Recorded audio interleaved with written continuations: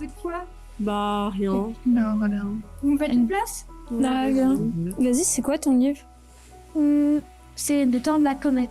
Je te lis, c'est derrière. Les souvenirs sont ceux d'un enseignant bouleversé par les souffrances des enfants, essayant de leur permettre de découvrir à nouveau l'envie de vivre. Waouh! Mais il était institut où? Je sais pas, attends, regardez. Nous nous trouvions à Salles en Beaujolais, à une dizaine de kilomètres au nord-ouest de Villefranche-sur-Saône. Ah ouais, bah c'est bien ça. Venez, on y va. Vous êtes sûr que c'était ici? Bah oui, ils le disent dans le livre. Nos deux classes étaient séparées l'une de l'autre par la mairie, située au centre du bâtiment. Elles étaient petites, presque exiguës. Il s'appelait comment déjà? Simone et André Romanet. Wow. Et c'était en quelle année tout ça? C'est en 1942 que nous fûmes rappelés à la terrible réalité des crimes hitlériens.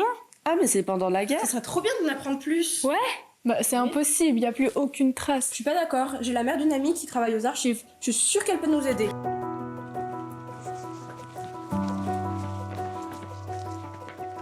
Nous avons lu ce livre et on se demandait si vous pourriez nous préciser le contexte en 1944. Alors, en 1944, on est à la fin de la Seconde Guerre mondiale. La France est toujours occupée par l'Allemagne nazie et les Allemands, aidés de la police française, sont à la recherche des résistants et des personnes juives qui sont envoyées malheureusement vers les camps de concentration ou les centres de mise à mort en ce qui concerne les personnes juives. Et à la fin de la guerre, on a des personnes qui se sont engagées, comme le couple Romanet, pour cacher les enfants juifs. Mais du coup, il reste quoi? Est-ce qu'ils ont laissé des traces? Effectivement, dans les archives départementales, on a conservé un certain nombre de documents qui nous parlent de la vie de cet instituteur. Donc là, on voit qu'avant d'arriver à Salles en 1937, ils avaient déjà été enseignants dans d'autres communes. On a gardé de cette époque-là aussi les cahiers des enfants qui étaient à l'école de Salles pendant les années 1940. Là, vous voyez toutes les annotations en rouge, là, qui sont donc des annotations de la main de Simone ou d'André. André était également secrétaire de mairie, donc ça lui permettait d'avoir accès notamment à tout ce qui était papier d'identité. Et c'était ce qui lui permet de cacher l'identité de ces enfants juifs qu'il plaçait chez les familles. Il était également délégué du Secours national. Et ça lui permettait aussi d'avoir une couverture, parce que c'était un organisme qui faisait partie du régime de Vichy et qui était là justement pour placer des enfants. Ça lui permettait d'accueillir ces enfants en les faisant passer pour des enfants qui venaient de villes bombardées. Ah, et du coup, il y a plein d'enfants qui ont survécu. Effectivement, on sait qu'il y a environ une quarantaine d'enfants qui ont ainsi pu être cachés et qui ont survécu et qui ont échappé à la déportation. Donc aujourd'hui, on a retrouvé la trace de certains de ces enfants et puis aussi les familles chez qui les enfants étaient placés.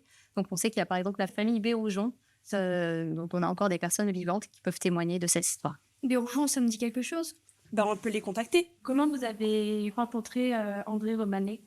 Moi, si vous voulez, la seule fois que j'ai rencontré Monsieur Romanet, c'est quand il a amené Marc Naoum à la maison. J'ai vu un monsieur très mince, avec un vieux vélo. Je pense que c'est l'instituteur du village aussi du Péréon, qui s'appelait Monsieur Rouby. C'est par cet intermédiaire que Monsieur Romanet a amené Jean-Marc chez nous. Comment ça s'est passé? Là, je ne sais pas. Je sais qu'il y a une historienne qui a travaillé sur la question entre le transfert entre Lyon et le Péréon.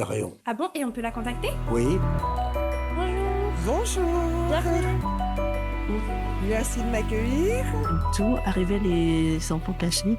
Les enfants cachés arrivent de Lyon, puisque ce sont des enfants juifs qui sont soit de la région lyonnaise, soit de la région parisienne. Ils arrivent par le train jusqu'à Villefranche-sur-Saône, accompagnés d'une convoyeuse juive. Quel a été le premier contact d'André Romanet avec le réseau?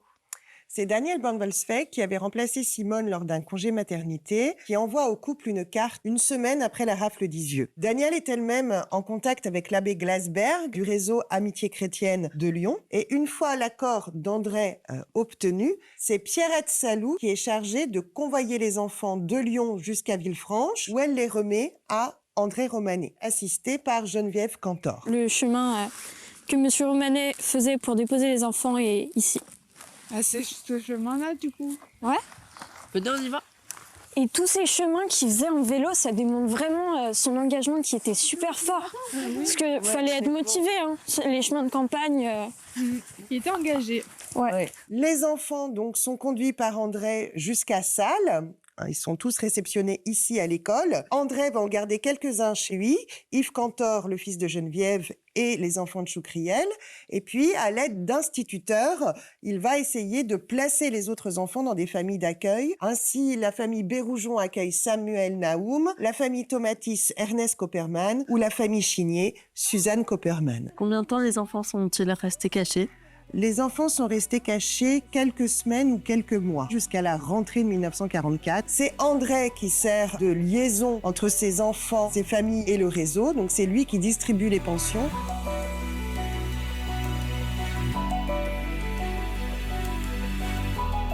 Il n'y aurait pas des extraits dans le livre? Ah si, regarde. Mais nous n'étions plus seuls. En 1940, pendant la débâcle, était arrivée à Salles la famille de Monsieur Tomatis. Ils devinrent rapidement nos amis et furent d'un appui précieux dans nos actions de résistance. C'était comme ça ici avant, il y avait comme ça des maisons. Non, non, il n'y avait aucune maison ici. Hein. Il n'y avait que celle-ci. Et Samuel, elle faisait où sa chambre? Il est en haut avec moi. Tout le monde voyait bien en haut. Donc on était, il y avait des lits. Lui, il dormait à droite et moi à gauche. Et derrière, où il y a maintenant une salle de séjour, à l'époque, c'était une scierie. Il y avait une grande mare ici qui alimentait donc la scierie en eau, qui faisait tourner les turbines. Mais il y avait plein de truites. Et ma maman, quand j'étais petit, elle me disait « Va me chercher 4 truites ». Ah, mais c'est pour ça qu'on disait que c'était plus simple de ravitailler les gens à la campagne et c'est pour ça qu'on plaçait les... Bien sûr, parce que on avait des poules. On avait des poules, on avait des moutons, on avait une vache. On vivait en autarcie pratiquement. Pendant la guerre, on vivait en autarcie. Est-ce que vous vous sentiez concerné par la guerre? Ah oui, bien sûr, oui, on s'intéressait beaucoup aux événements. Il y avait la fameuse Radio Londres, on écoutait ça tous les jours. Et les maquisards venaient chez nous tous les 3-4 mois, si vous voulez, pour communiquer avec Londres. Alors ils venaient avec des mitraillettes, nous à Mouzan, vous savez, les mitraillettes, c'était formidable, quoi. Hein. Donc on vivait ça intensément. C'est encore loin! Ah, c'est bon, dis-toi que André Romanet faisait tout ce chemin juste pour ravitailler un maquis. Mais oui, bien sûr. Ah bah oui, je te jure, il l'a même dit dans son livre, regarde. Cette période fut aussi, en zone non occupée, le développement de la résistance armée. Je gravissais presque chaque soir la route qui conduisait au hameau des Hauts-de-Vaux, où se trouvait un maquis FTP dirigé par un cultivateur de marchands, Jean Châtelet. Et vous connaissez des gens qui se sont fait arrêter? Oui. Oui, bien sûr, oui, on connaît des gens qui se sont fait arrêter, oui. On en connaît aussi qui ont été déportés, oui. Qu'est-ce que ça implique, la clandestinité? La peur. J'avais peur quand même en permanence. Hein. Mais vous attendez toujours à ce que être dénoncé, est-ce que vous n'aurez pas la visite surprise d'Allemands. Bon, il y avait quand même cette angoisse permanente qui était là, qui vivait. Moi, je ne l'ai pas vécu. J'avais 12 ans, je ne l'ai pas vécu. Mais mes parents, et ma sœur aînée surtout, l'ont vécu. Votre sœur et M. Moinet avaient participé à un hôpital clandestin? Oui, elle était aide-soignante dans un hôpital clandestin qui s'était créé à l'école publique. Comment les enfants ils faisaient pour aller à l'école s'il y avait un hôpital? Non, l'hôpital, il a commencé au mois de juin 44, c'est-à-dire c'était presque les vacances. Et il a tenu pendant juin, juillet, août et septembre. À Lyon, on a été libérés fin août, si tu veux. Donc, tu vois, il n'y avait pas de risque là, il n'y avait plus de risque. Là. Et ils étaient payés, tous ces gens? Comment? Ils étaient payés, tous ces gens? Ah non, c'était tout bénévolat, ça. Ils étaient fiers de pouvoir aider... Exactement. Ils étaient fiers de pouvoir aider, soulager ceux qui étaient blessés, qui s'étaient battus pour la résistance, voilà. Nous étions en 1944 et à proximité de Lyon et des agissements des chefs de la Gestapo et de la milice. À cette époque, nos activités clandestines nous rangeaient parmi les terroristes. Vous avez des souvenirs de Samuel? Ah oui, bien sûr. Beaucoup de souvenirs de Samuel. Quand il est arrivé, déjà, personne ne savait qui il était exactement. C'était Jean-Marc, qui habitait Lyon, qui était réfugié dans la campagne beaujolaise à cause des bombardements. Et donc c'était des faux papiers? Ah bah, bien sûr. C'était des faux papiers procurés par M. Romanet. Et dans quelle classe Samuel il était? Là. Nous étions tous les deux dans cette classe ici. Voilà. Et nous, sachant, bon, ben, on disait rien. On avait toujours peur, lui aussi certainement, que quelqu'un le découvre. Mais bon, ça s'est bien passé, il n'y a jamais rien eu. Est-ce que vous avez gardé contact avec lui? Oui, bien sûr.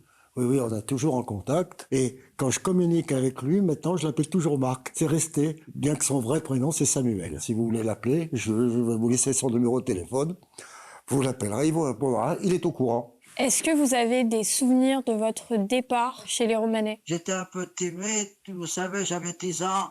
André Romanet m'a amené chez la famille Pérougeon. Vous le connaissiez? Non, je ne connaissais pas. C'était la résistance, on ne connaissait pas, c'était tout secret. Est-ce que vous aviez peur chez les Bérougeons? Non, j'avais pas peur du tout. J'étais très bien chez les Bérougeons. J'étais comme un enfant de la maison. Des gens que je n'oublierai jamais de ma vie. Et je les ai toujours dans mon cœur, toute la famille. Et vous vous rappelez de vos retrouvailles avec votre mère? J'étais en train de cueillir des cerises. Tout d'un coup, je vois un petit point noir, très très loin. Le point noir grandit. Toujours le coup de voix. Maman, c'est maman qui est venue à pied.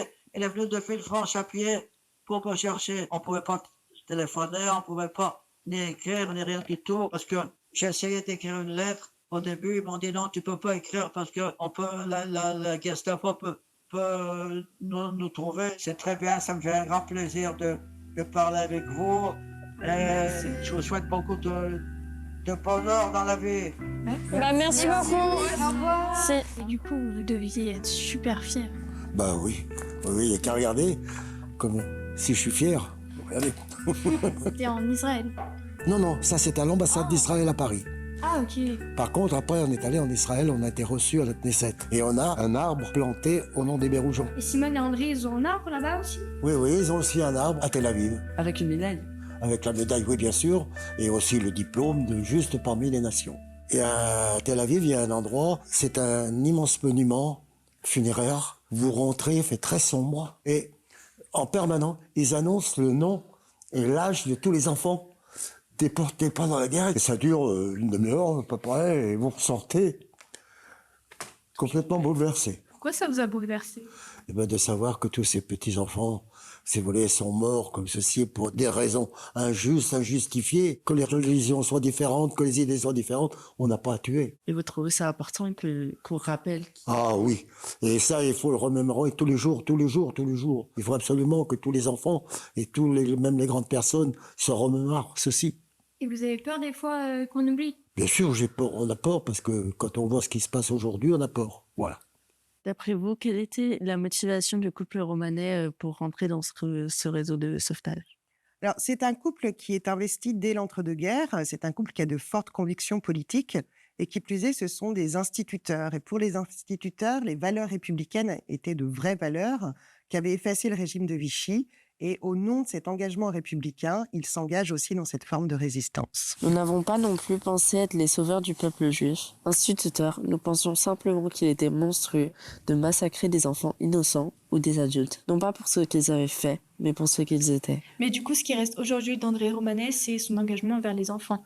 C'est exactement cela. C'est l'auteur d'une nouvelle pédagogie qui a pris son essor à ce moment-là, mais nous avons perduré son œuvre avec des enfants porteurs de handicap. Et aujourd'hui, c'est le cœur de notre métier. Il a donné un élan très fort à notre fondation. Et d'ailleurs, aujourd'hui, on lui rend hommage. Un des établissements de la fondation porte le nom d'André Romanet. On peut pas changer le passé, mais par contre, on peut essayer de faire en sorte qu'il n'y ait pas les mêmes erreurs qui se reproduisent. Et du coup, on va le reposer dans la boîte à livres. Ah bah carrément. Il faut qu'il tourne un max ce livre.